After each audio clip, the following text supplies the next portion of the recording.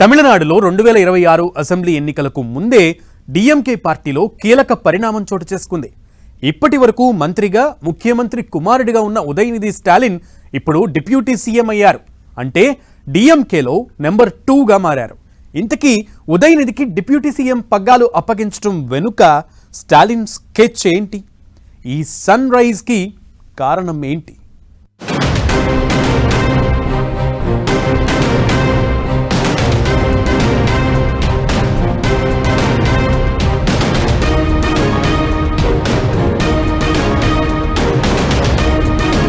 తమిళ రాజకీయాల్లో సంచలన పరిణామాలు చోటు చేసుకుంటున్నాయి. డిఎంకే పార్టీలోకి యువ రక్తాన్ని ఎక్కించే దిశగా అడుగులు వేగంగా పడుతున్నాయి. వచ్చే 18 నెలల్లోనే తమిళనాడులో అసెంబ్లీ ఎన్నికలు రాబోతున్నాయి. ఇలాంటి సమయంలో అధికార డిఎంకేలో కీలక పరిణామం చోటు చేసుకుంది.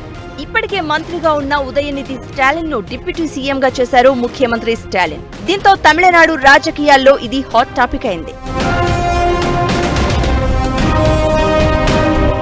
2019 అసెంబ్లీ ఎన్నికల్లో డిఎంకే తమిళనాట ముఖ్యమంత్రి పీఠాన్ని దక్కించుకుంది.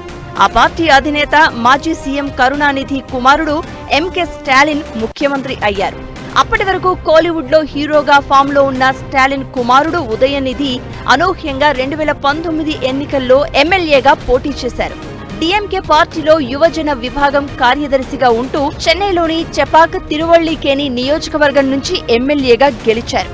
మొదటిసారి స్టాలిన్ క్యాబినెట్ లో మంత్రి కూడా అయ్యారు. యువకుడు కావడంతో ఉదయనిధికి యువజన సంక్షేమం, క్రీడా శాఖ మంత్రిగా బాధ్యతలు ఇచ్చారు. డిఎంకే యువజన విభాగానికి ప్రెసిడెంట్ గాను ఉన్నారు ఉదయనిధి. అలా 46 ఏళ్ల ఉదయనిధి అటు పార్టీలో, ప్రభుత్వంలో కీలక పాత్ర పోషించారు. ఇప్పటి వరకు తమిళనాడు క్యాబినెట్ లో నెంబర్ 10 స్థానంలో ఉన్నారు. ఇప్పుడు ముఖ్యమంత్రి తర్వాత నెంబర్ 2గా ఉదయనిధి ప్రమోట్ అయ్యారు. కొత్త బాధ్యతలతో డిఎంకే పార్టీకి మరింత బలం చేకూరుతుందని భావిస్తున్నారు. దీంతో తమిళనాడు రాజకీయాల్లో ఇకపై ఉదయనిధి మార్క్ కనపడే ఛాన్స్ ఉంటుందనేది పొలిటికల్ ఎనలిస్టుల అంచనా. పార్టీ కార్యక్రమాల్లో చురుగ్గా పాల్గొంటున్న ఉదయనిధి స్టాలిన్ గత లోక్సభ ఎన్నికల సమయంలో డిఎంకే ప్రచార భారం అంతా తానే మోసి పార్టీని ముందుకు నడిపించారు.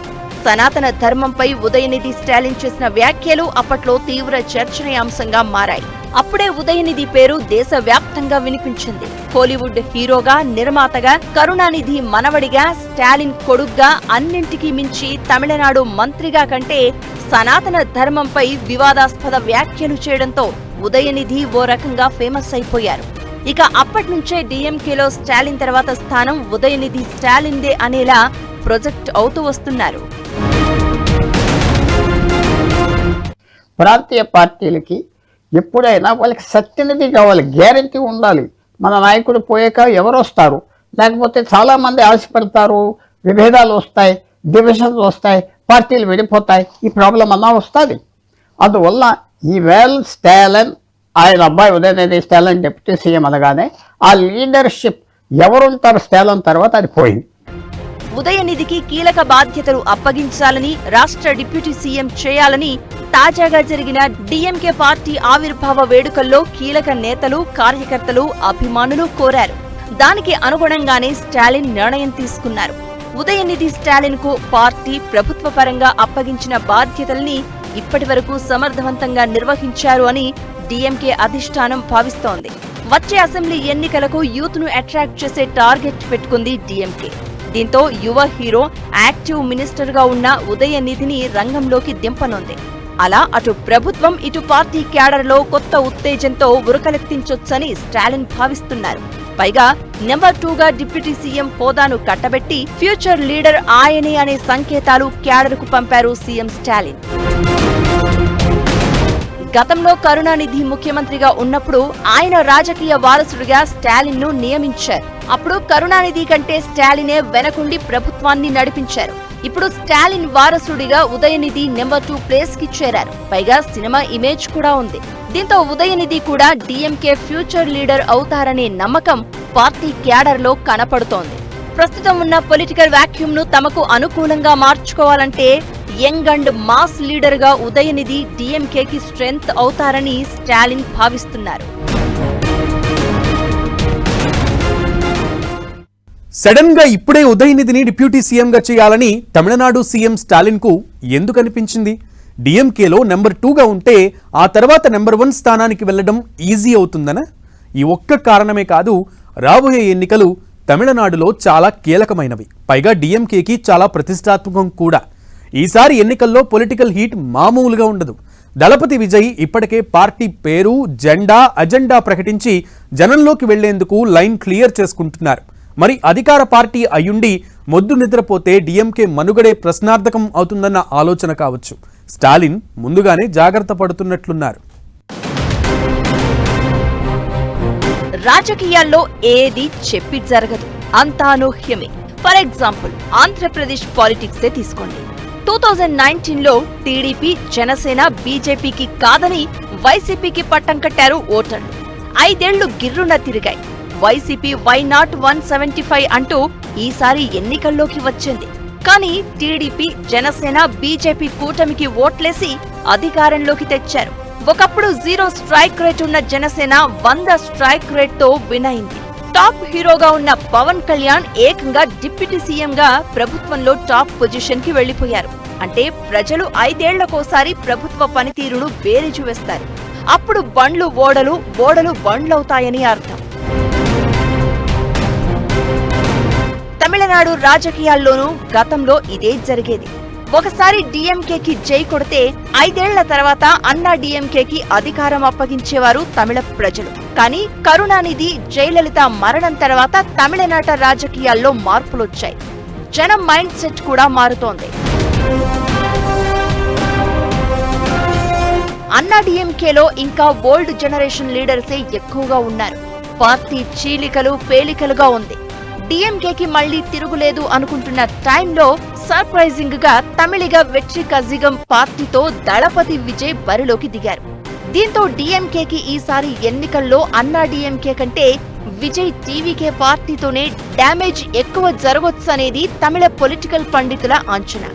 ఆ ముప్పు నుంచి బయటపడడానికి డిఎంకేలో యంగ్ బ్లడ్ ను, సినిమా హీరోగా ఉన్న ఉదయనిధిని పొలిటికల్ స్క్రీన్ పైన బలంగా తీసుకొచ్చేందుకు స్టాలిన్ ప్లాన్ చేసినట్లు అర్థమవుతోంది. ఎన్నికల వ్యూహమే కాకుండా పార్టీ పరంగానూ డిఎంకేను ఫ్యూచర్ లో నడిపించే నాయకుడు కావాలి. అందుకు కరుణానిధి రూటునే స్టాలిన్ కూడా ఎంచుకున్నారు. గతంలో కరుణానిధి ముఖ్యమంత్రిగా ఉండగానే వారసుడు ఎవరు అన్న చర్చ పెద్ద వివాదాస్పదమే అయ్యింది. పెద్ద కుమారుడు అళగిరి డిఎంకే పగ్గాలు తనకే అని విశ్వ ప్రయత్నం చేశారు. కానీ కరుణానిధి ఒప్పుకోలేదు. అప్పట్లో డిఎంకే యువజన విభాగం అధ్యక్షుడిగా ఉన్న స్టాలిన్ ను తన రాజకీయ వారసుడిగా ప్రకటించారు. తాను ముఖ్యమంత్రిగా ఉండగానే వ్యూహాత్మకంగా 2009 లోక్సభ ఎన్నికల అనంతరం డిప్యూటీ సీఎంగా స్టాలిన్ ను ఎంపిక చేశారు. కరుణానిధి మరణం తర్వాత డిఎంకే పగ్గాలను అందుకున్న స్టాలిన్ పార్టీని విజయ పదంలో నడిపించారు. ఆ తరహాలోనే ఇప్పుడు ఉదయనిధికి 2వ ప్లేస్ ఇవ్వడం ద్వారా ఫ్యూచర్ డిఎంకే అధినేత అతనే అనే సిగ్నల్స్ క్లియర్ కట్ గా పంపారు స్టాలిన్. సో ఇప్పుడు వచ్చిన ప్రశ్న, పట్నాయక్ ఒడిశాలో తర్వాత ఎవరు అంటే జవాబు లేదు. నితీష్ కుమార్ తర్వాత ఎవరు బీహార్లో, ఆ పార్టీ పరిస్థితి జవాబు లేదు. ఆ ప్రశ్నకి జవాబు లేకపోతే అన్సర్టనిటీ వచ్చి పార్టీని వదిలేయటం, కుమ్ముకోవటం, గ్రూప్స్ తయారవటం అని ఉంటాయి. కాబట్టి ఈవేళ స్టాలిన్ కూడా ఆలోచించుకొని ఇంకా 1.5 సంవత్సరం ఉన్నది తమిళనాడు ఎలక్షన్కి. ఆ ఎలక్షన్కి ఉదయనిధి అనే డిప్యూటీ సీఎంగా యాక్సెప్ట్ చేస్తారు. ఇప్పుడు 3.5 సంవత్సరాలు మంత్రిగా ఉన్నాడు అని ఆలోచించి చేశారు. స్టాలిన్ మొదటిసారి సీఎం అయినా ఆయన వయసు 70 దాటిపోయింది. తమిళ రాజకీయాల్లో వ్యక్తి ప్రాధాన్యం ఉంటుంది. బలమైన నేత లేకపోతే పార్టీ బలహీన పడుతుంది. అన్నా డిఎంకే పరిస్థితి అదే. క్యాడర్ బలంగానే ఉన్నప్పటికీ జయలలిత లాంటి లీడర్ లేకపోవడంతో ఆ పార్టీ ఇప్పట్లో లేచే పరిస్థితి లేదు. పైగా వచ్చే ఎన్నికల్లో దళపతి విజయ్ పార్టీ కూడా గట్టి పోటీ ఇచ్చే అవకాశం ఉందన్న అంచనాలున్నాయి. అటు బీజేపీ కూడా సౌత్ పై కన్నేసింది. తమిళనాడులో బలపడాలని గట్టి ప్రయత్నాలే చేస్తోంది. ఒకవేళ అన్నా డిఎంకే నటుడు కమల్ హాసన్ స్థాపించిన మక్కల్ నిధు మయ్యం ఇతర చిన్నా చితక పార్టీలతో విజయ్ కలిస్తే అప్పుడు పరిస్థితి ఏంటనే ఆలోచన కూడా ఉంది. దీంతో డిఎంకే నుంచి కూడా స్టార్ ఫేస్ ను తెరపైకి తేవడం అత్యవసరం. అందుకే స్టాలిన్ ఈ ఎత్తుగడ వేశారని భావిస్తున్నారు. ద్రవిడ నినాదం డీఎంకే భావజాలం, సిద్ధాంతాలను ఉదయనిధి చాలా బలంగా తీసుకెళ్తారని పార్టీ శ్రేణులు నమ్ముతున్నాయి. డిప్యూటీ సీఎం అయితే నెంబర్ 2 హోదాలో వచ్చే ఎన్నికల్లో అన్నీ తానే దూసుకెళ్లే అవకాశం ఉంటుంది. 2026లో యువ ఓటర్లను ఎక్కువగా ఆకట్టుకుని డీఎంకేను విజయ తీరాలకు చేర్చొచ్చని స్టాలిన్ భావిస్తున్నట్టు అర్థమవుతోంది.